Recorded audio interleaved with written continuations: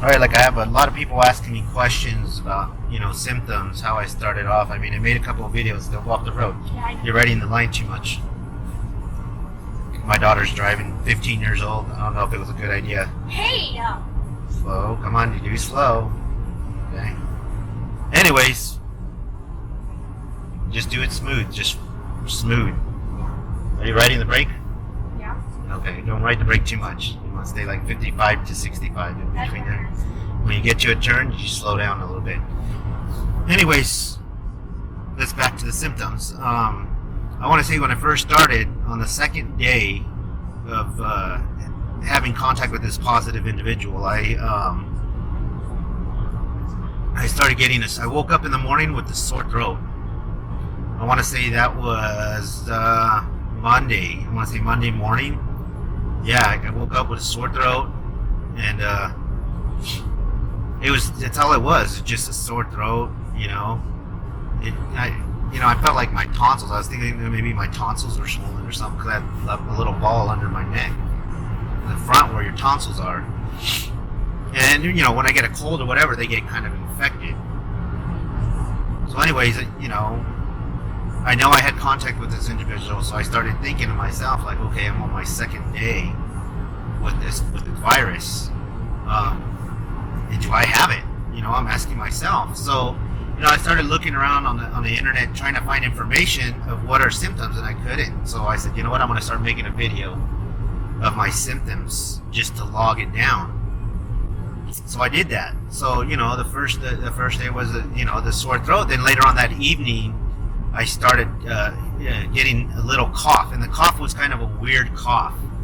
It was more like a dry cough. I mean, it felt like I had phlegm in my throat, and there was nothing.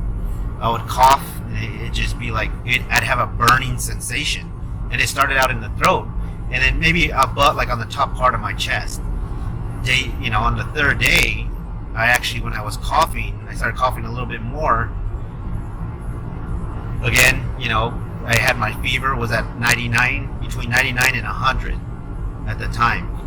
So it started burning like my chest and then my throat, and I felt like I had pressure. Like there was a lot of pressure on my chest. Somebody was sitting on it or pushing on my chest. And that's not normal. That's, that thought to myself, like, it's like almost the same feeling. I had pneumonia before, so it was kind of that same feeling, but like without like I'm drowning at this time. I didn't feel any like phlegm or anything there.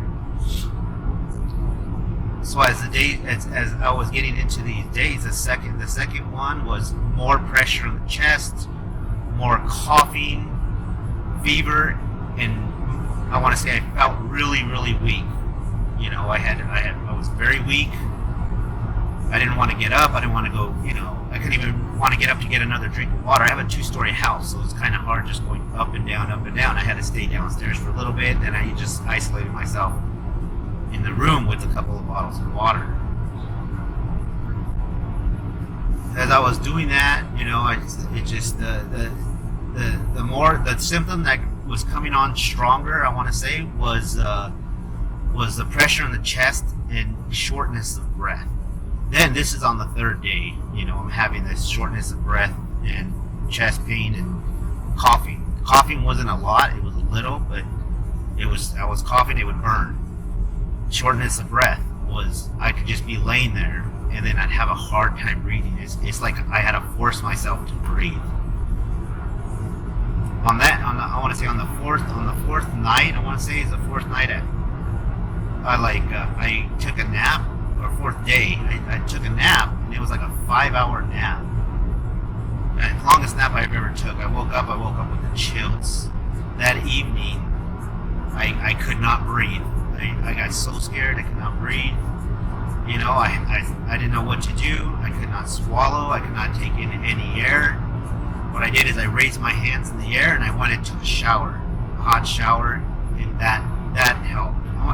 It was more like a warm shower. It wasn't hot. It was like cool to warm shower. And I put my hands up and just stayed there in the shower, hoping that I could catch my breath back. Otherwise, I'd be dialing 911, have the ambulance or something come and get me. that time, that episode, like in a couple of minutes after I was in the shower doing it, I started feeling a little bit better, relief. So then I came out, I drank some hot tea, helped me out, went back to bed, went to sleep. Well, that morning, I want to say this is day 5, I felt good. I was like, it was gone. Like nothing. Like the only thing I had was still the shortness of breath, and my chest was mild. It wasn't as severe as it was the night before. It was just mild in the morning. I still had pressure, still the cough, fever. My fever was now at 100. It was fluctuating between 100 and 100.1, just going back and forth. So it's okay. But I felt good throughout the whole day. Well, later on that night, I got shortness of breath and had the episode again. Thought I was out of the woods, but this time it was worse. It rolled over to the next day. I could not sleep at night. I was tossing and turning. Woke up in the morning, still pressure. Had a headache this time. A headache came along. Still pressure in the chest. Hard time breathing. Shortness of air. So make sure you're going to speed limit. Okay? Well, the radar's not going off, so we're going to be okay. Sorry, my daughter's driving. Learning how to drive. Doing pretty good so far. So I had the shortness of breath in the chest pain still. What's that? Car time. That's okay. You go. Just remember, go over this. If you can go a little bit faster than the speed limit, like 60, and yeah, you're good. Stay the speed limit. So that's just that was during that time. It's just the chest pain and the shortness of breath. And on day, just go to day 6 now. On day 6, it was headache, shortness of breath, and then it feels like I had a balloon in my head. It's like I had air, like water in my brain. It just felt so lightheaded. And still tightness of chest, still pretty bad. So it like relapsed. It felt like I had a relapse. So I, rested, drank a lot of water, drank a lot of tea, actually more than I did water. It made me a lot of tea that day. Then toward the evening, I started feeling better. I was like, the only thing I had was mainly the headache, still the cough, pressure in my chest, and shortness of breath. Day 7, I'm feeling better. I'm like, oh man, don't tell me it's just gonna come and go again. So I'm ready. I'm like, I'm just gonna drink hot liquids today. Get water in between, and I had a Gatorade. Nothing with ice. Everything was just room temperature, except for the tea. The tea was hot. So that was yesterday. Everything was fine. I'm feeling better. My temperature's still there, 99 to 100. It actually went down, 99 to 100. So the whole day, I checked myself this morning. I'm still at 99, day 2. I feel better.